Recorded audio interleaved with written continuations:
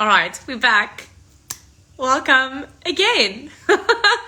All these tech things, just getting the internet going, getting that all working, and hopefully everyone should see my notification that I'm live.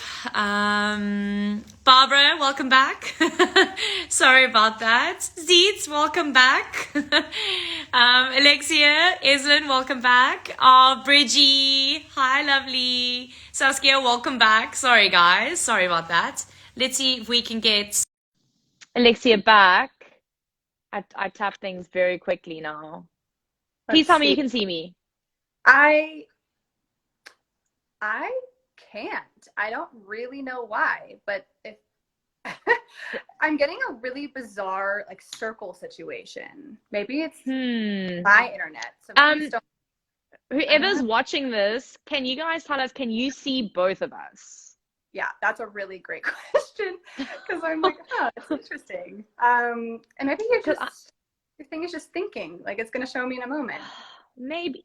Okay, thanks, Pascal. They can see both of us. That's Thanks, fun. Ez. Okay, are you happy to chat to my voice? I am with you. I am fully with you. I'm so grateful to be here. Amazing. It's like Clubhouse, except that I can see you. I know. You can see me, I can't see you. That's the funny part here. It's like a joke. I think this is kind of a cosmic joke on me, but hey, it's all good. I'm with you. Well, you're the perfect person to have on here then, because you're so used to speaking to voices, and not just faces.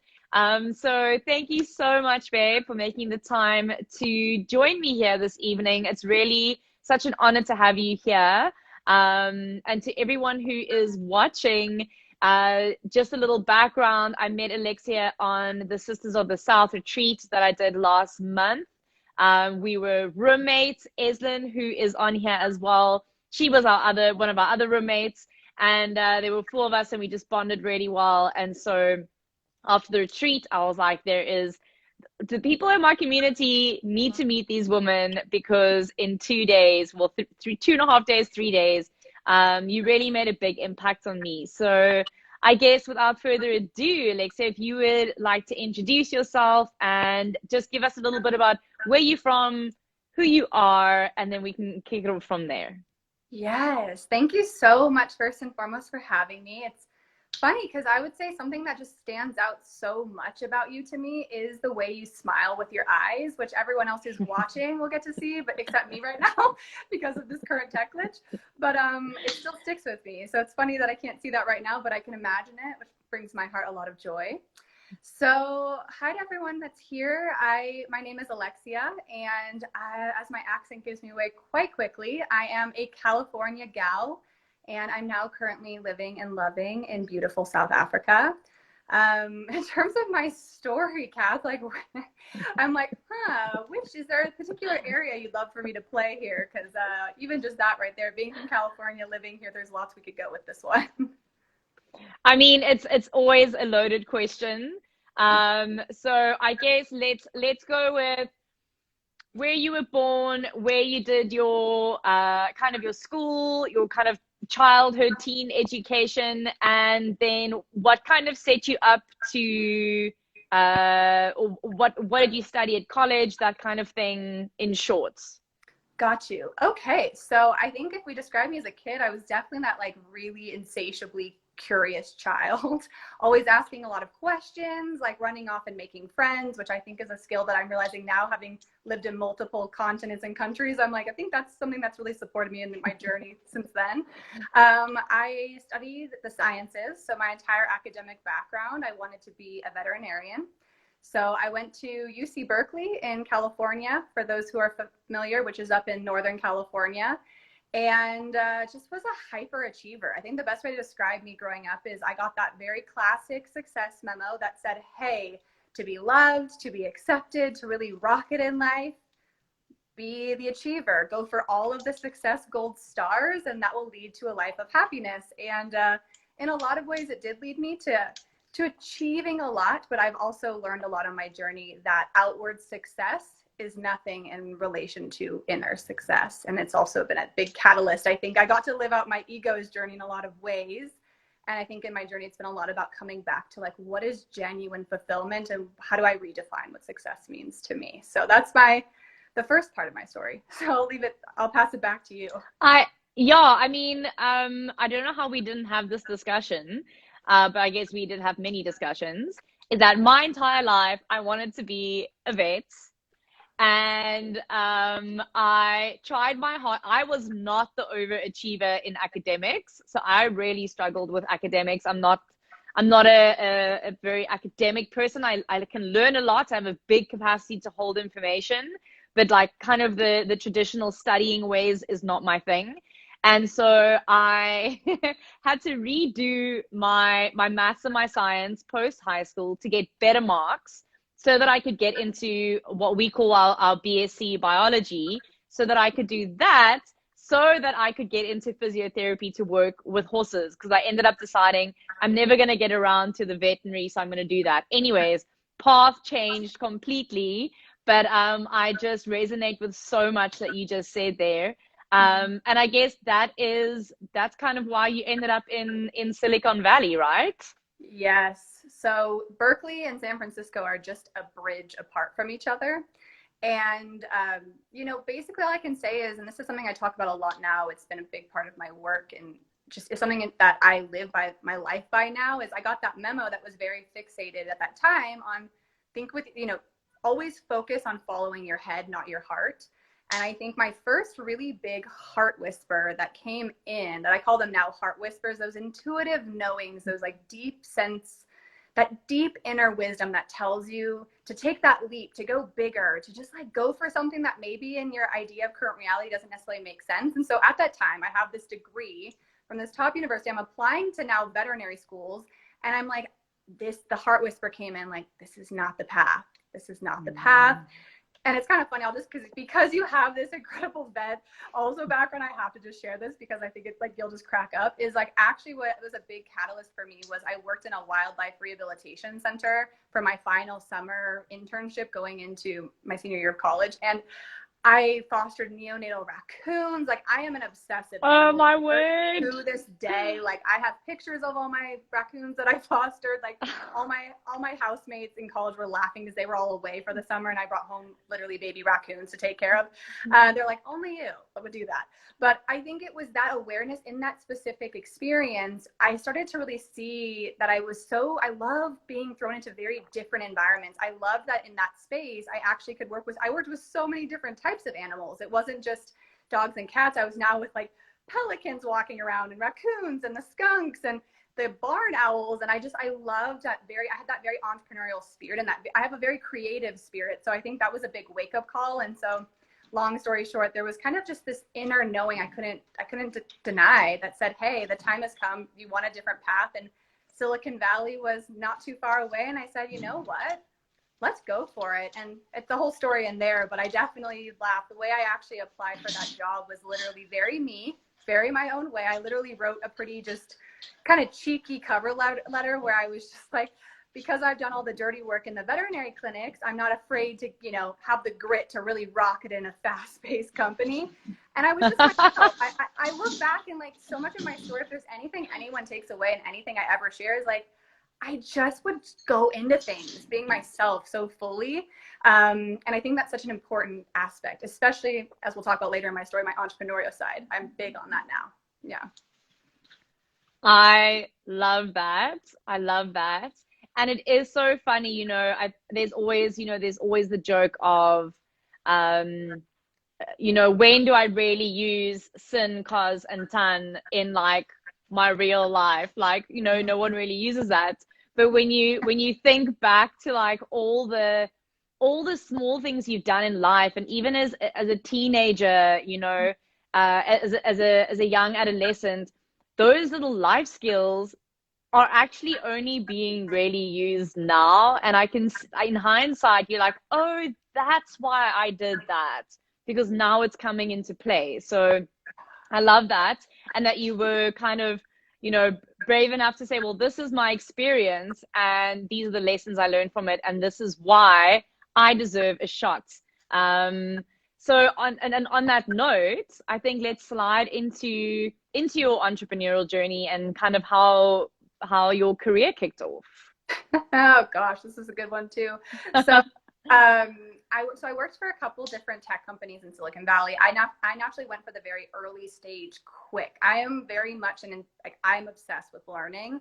And so I am that like just student at heart who to this day, like I spent this last weekend taking a course, which is oftentimes where you'll find me because I just love learning new things and concepts and kind of always finding ways that things all work together. Like especially concepts like biology and like other concepts that don't actually seem to make sense together. I love creatively finding the connecting the dots a lot, which is when I look into entrepreneurship, that's a huge aspect, I think, a skill of mine in entrepreneurship.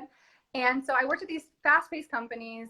Gosh, there's so many little bits in the story, but moral story, to just give the quick highlights, due to a big wake-up call in life, losing someone I love deeply, I had a big moment where I sat with, what is legacy? What am I doing all of this for? What's my purpose? Like, why am I here? Because I really had to get radically honest that I was living my life for other people, frankly, and I was living to make other people proud, but I didn't really know what it meant to, this is like, if we even talk about self-love, me at that time did not even understand really what self-love meant in a lot of ways.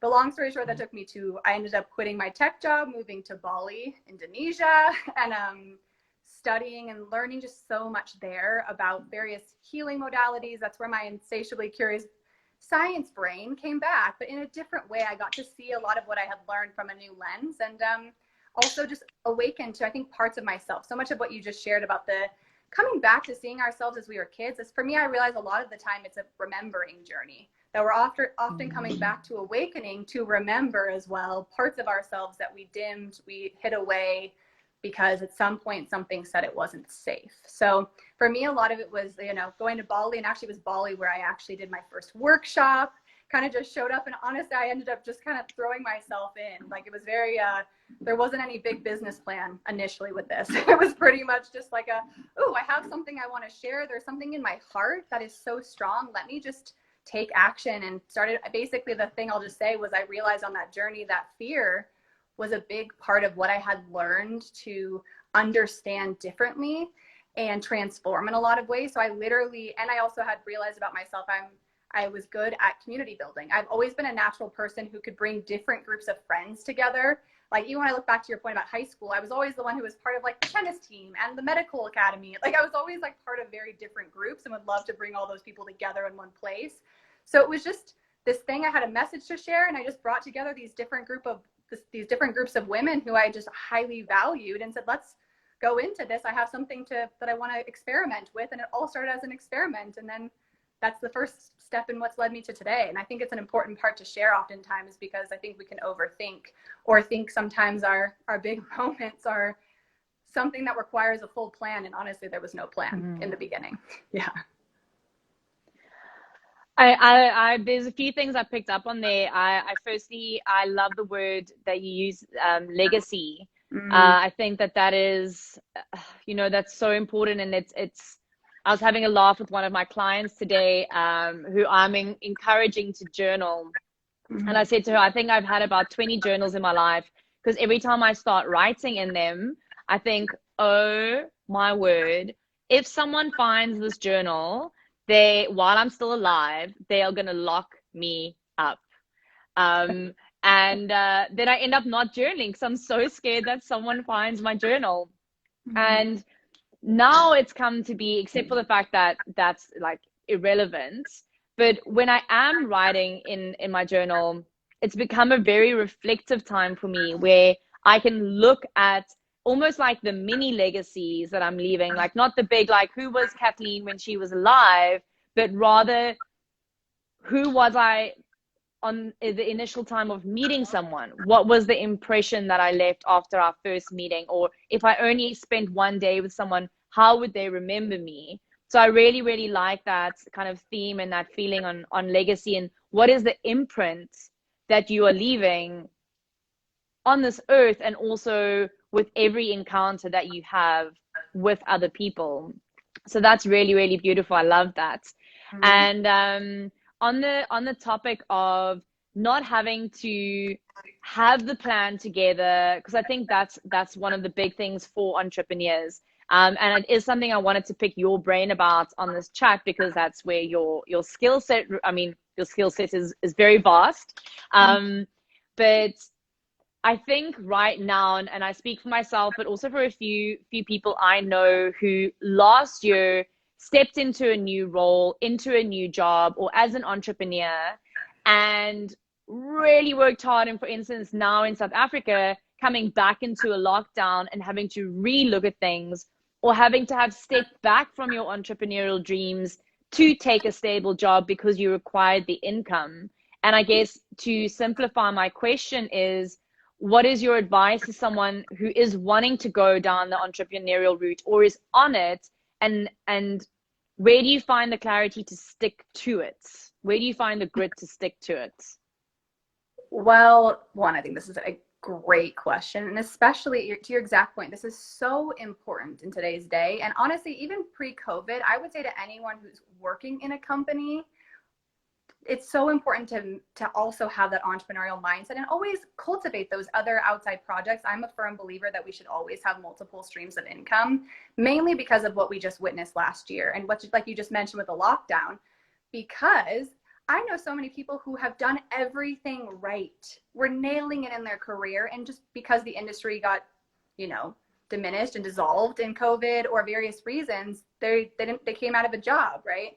And then also to your point about entrepreneurs, I think it's another really important thing to think about. And obviously this depends on which stage of your business you're in, but I'm a firm believer, like, start from the beginning and already think about those ways you can diversify. Doesn't mean you go and create them all right off the beginning, but have that in mind, because you'll be cultivating and setting yourself up for knowing that, no matter what comes your way, there's always a way in which you can support yourself, your vision, and your dream. I think the biggest thing I watch with entrepreneurs on this specific topic, to your point about perseverance, that why has to be so strong. And I can see it in people very clearly. I mean, as you've picked up on me, and I think as most of my clients will say, like, I just see right through people in a lot of ways. And I'm like not afraid to just call out the fierce truth, because that is my role. It's like, there's a lot of people in our lives who will tell us what we want to hear. I'm not here for that. I'm here to be like, hey, I see I see the dream in you. I see your big ass vision. And my role is to be your vision holder and supporting you and bringing that to life. So holding you in the moments when your saboteur wants to play out, which is a big part, and I think is a very important thing to talk about, because I think also a lot of people go into entrepreneurship, and I call them the success saboteurs. And I have a free quiz on this. You can take it on my website. It's just basically what I started noticing is these roles we hold based on conditioning, based on subconscious fears that we've been led, and honestly based on the old paradigm success memo that holds us back. So there is there's these that play out that I think we have to work through oftentimes as entrepreneurs, because I mean, I make the joke, but I think the entrepreneurial journey is the ultimate spiritual journey and the awakening journey. You and yourself. There's no one to blame. There's no shit boss. You are the boss. Like, it's literally like any excuse you've ever had is there. And the other thing I'll say there on that same dynamic is with the why. A lot of people create business because they think like, and don't get me wrong, there's different circumstances, but if you go into being an entrepreneur because you think like, oh, so-and-so over there is making money doing that, I'll just do that. You don't have that stable foundation for why you care about the problem you're here to solve with that business. When shit hits the fan, when things get difficult, you're not going to have that deep, deep sense of staying up in the middle of the night, dealing with the website, dealing with the moments when you're on the edge of a big jiggle moment, as I call it, like when you're at that growth edge. And so I think it's a really important question that, I mean, when I challenge any entrepreneur is, okay, let's get really, really clear on your why, and let's get clear on your leadership legacy instead of your career path, because that'll shift plenty of places. Like, I'm obviously not a vet, but your leadership path, that's where I think it's really important to get really radically honest with yourself. Alexia, you physically light me up when I hear you speak, and it's so amazing. If anyone wants to know what leadership pathway journey looks like, you mirror that so beautifully. You mirror your own words, because I can see how clear you are on what you're doing and why you're doing it. That's really, really beautiful. I wanted to bring up two things. I can't believe we've been on here for like 25 minutes already. That is ridiculous. So two things. Number one, and just we can touch on this briefly. Alexia runs a chat group on Clubhouse, or a room on Clubhouse. She can tell you a bit about that now, but one of the conversations we had on there was about honest communication. And what I really picked up from that conversation was that, and what I love for entrepreneurs is that find specific people who help you with specific things. And I thought that was so beautiful. And you, someone who is a coach, who is an entrepreneurial support system, you can speak to that, how important it is that if you are an entrepreneur, having a business coach is something crucial, because that's not necessarily advice that you should be getting from your bestie, or this unconditional support that you're getting. You know, like you said, people will tell you what you want to hear. And a business coach is someone who will tell you what you need to hear. Yes, it's so important. I mean, because again, I think when you go, I would say my area of focus in business coaching, it's mainly just because it's what I've seen on my own journey, is the nice, and something I talk to all my clients about, is finding that sweet spot between your superpowers and that passion, that why you have, and what is needed, what is being asked for, what the world is just begging for, and people are just waiting for you to be that person. And for me, a lot of my specialty is, I realize that it's so important to do the inner work and the outer work as an entrepreneur. So I combine the two, and I'll tell you why this is for me anyways, is I realized when I got into entrepreneurship, I didn't even realize the blocks I had around being, not just failing. You know, I knew that one about myself. I was like, I know, I can relate to being a perfectionist. Like, I get that. No. I had to really see my fear of shining, of being successful. Like, I had to really watch that, because I started seeing very clearly, and it was my coach and those support systems of people who could be like, hey, you know, you may think you're fixating over there about a number on Instagram, when in reality, this is what this is actually showing to you. Because it's usually the thing that, like, it's kind of like one of my dearest friends, Gina Swire, always talks about. It's like the squid on your face. Like, you're looking everywhere else for it, but it's right there on your face. So I think the inner work is super important. And then the outer, you know, the business skills. There's so many business skills. You know, a big thing, and that I love, it's actually something Simon Sinek talks about, is that you're not just the CEO. I actually realized that title is also very confusing. You're the chief visionary officer. Like, you are here to hold the vision, and that's such a key point. But there are so many business skills that you have to learn and pick up, especially if you're a solopreneur, or especially also, like I've seen on my experience of hiring team members, that you just don't know that you need to know. And so it's so helpful to have that support system in place, of someone who can, one, call you out when you, like for me, when I want to overcomplicate, or when I watch my clients, like oftentimes I want to be like, I'm going to do that, and I'm going to do that, and this over here, or just so many platforms, or where should I share my message? I have all these ideas, but I keep hearing TikTok, YouTube, Clubhouse, podcasts, like, you know, and I'm really big on, like, how do we just get so clear, get to that deep place, and then from there also pay attention to, like, what are the specific systems and structures in your business we need to set up to set you up to actually create the success and the lifestyle of abundance you want. Because that's a big thing as well, as people go into entrepreneurship, but it's like, are you in the truth of yourself wanting it? Or is there something outside of yourself that you're trying to prove? Or, you know, there's a lot in that one. We could go, that is a whole other topic. So I'll leave it there. Yeah. I mean, we could speak forever, but yeah, as these conversations go, and that's why I really love having them, is they flow so beautifully. Everything flows so beautifully, because the next thing I did want to speak about actually was something that you spoke about on Instagram. You're doing a weekly Instagram chat now. I think it's on a Monday afternoon. Am I correct? Yes. Yes. Monday afternoon here, and then Monday morning in the States. Yeah. Okay, perfect. And one of the things which you spoke about now was systems, and the different systems that they are for business. Another thing you brought up in that talks, and I know you got a YouTube video about it, is digital hygiene and things like that. So we have like run out of 30 minutes for some reason. It just flew by. Thank you so much. But what I'd really like you to just tell everyone here is two last things. So the second last thing second last thing, yes, is where, just name a few of the places that people can find you, because I know you're on Awake TV, you're on Instagram, you've got a YouTube channel, you're on Clubhouse, etc., etc.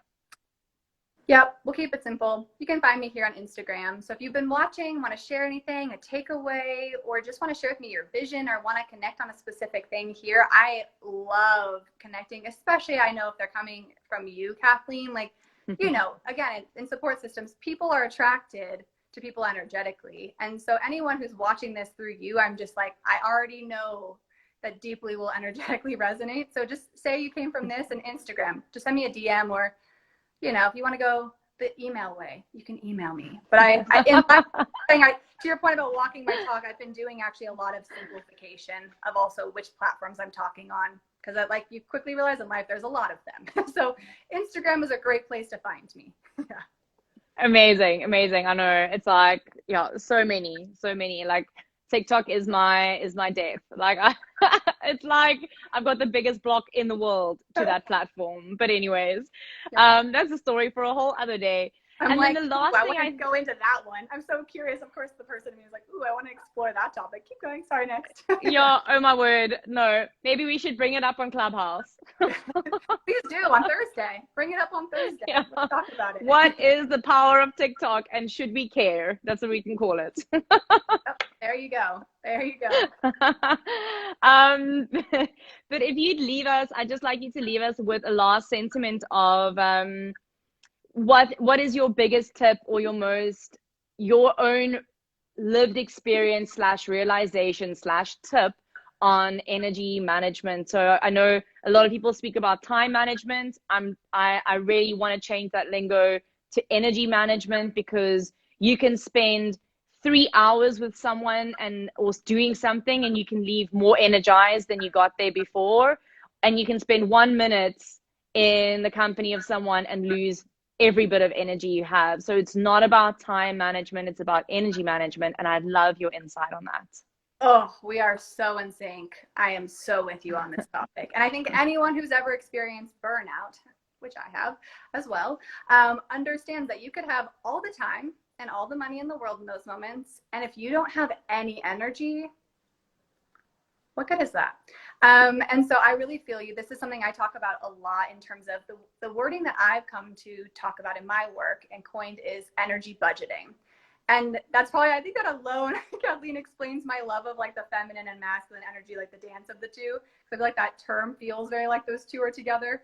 But what I'm meaning by that is I think you actually have to get really clear around, you know, the same way we know to have a financial budget, not all energy, not all time is created equal, as you just mentioned, right? Like you could be doing something for 3 hours and feel more energized and just have your day keep expanding and feel like you can do so many things. And I know in business, if you hand me a contract I have to review in 10 minutes, I feel like I'm done for the day. I'm over it. Whereas my fiance is a lawyer and literally is like, can cruise fast, be energized, ready to go, no problem, right? And so I think what's so important here, and I mean, do you want me just to quickly share those 3 energies that I spoke about? Yes, please. Perfect. Yes, please. Okay. So here's just a simple way that you can start to budget your energy and start to inventory where you are today.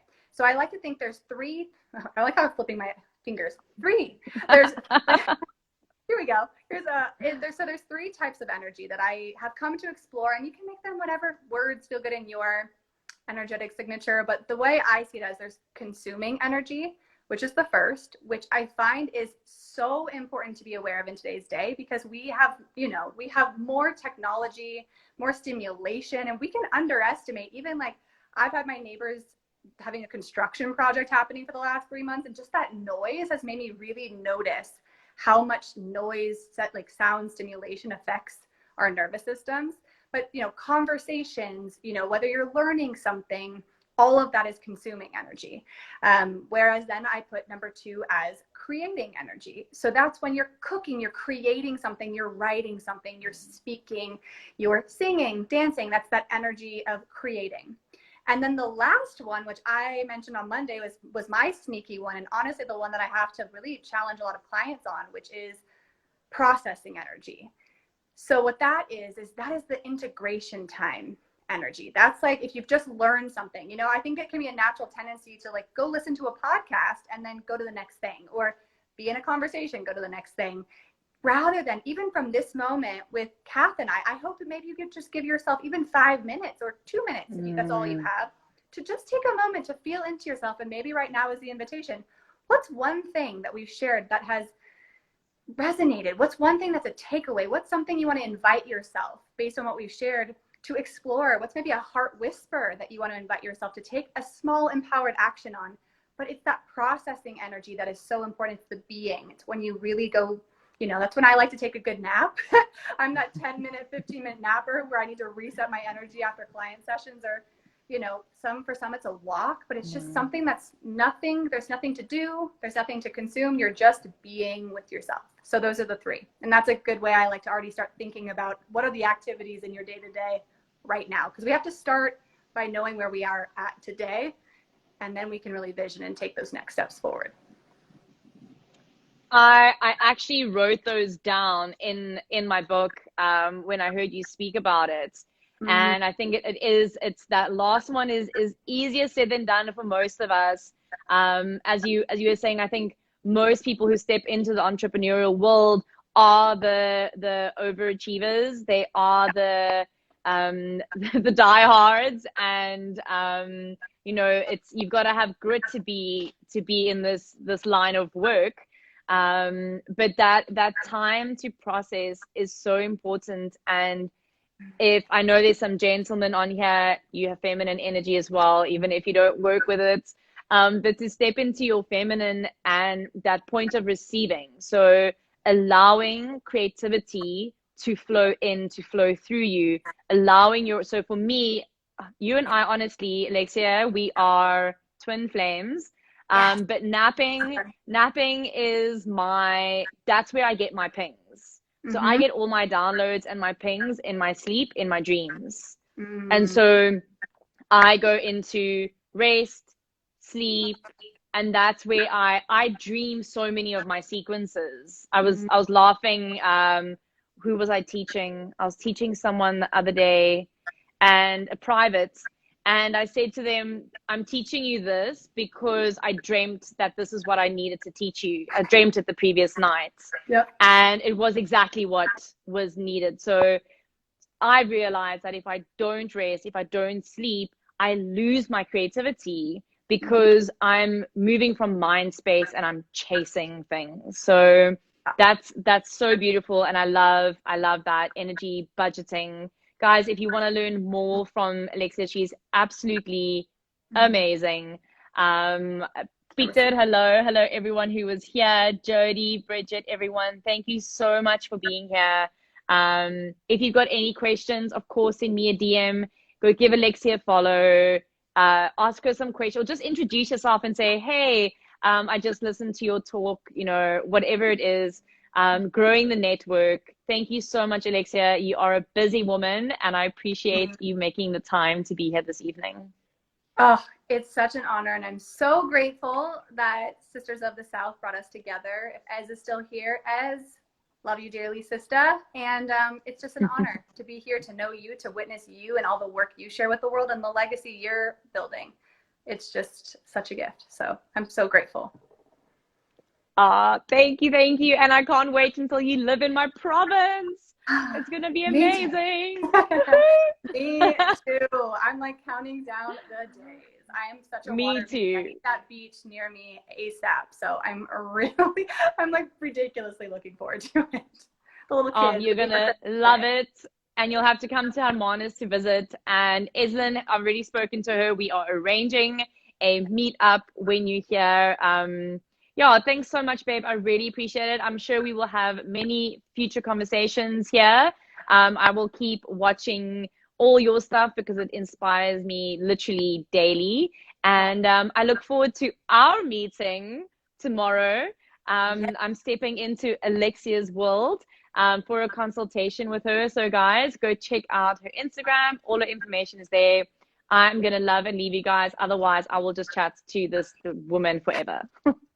Biggest heart hugs to you and to your incredible community. Love you dearly. So much love. Thank you so much, babe. Thank you so much. Ciao. Bye-bye. Bye, everyone. Thank you.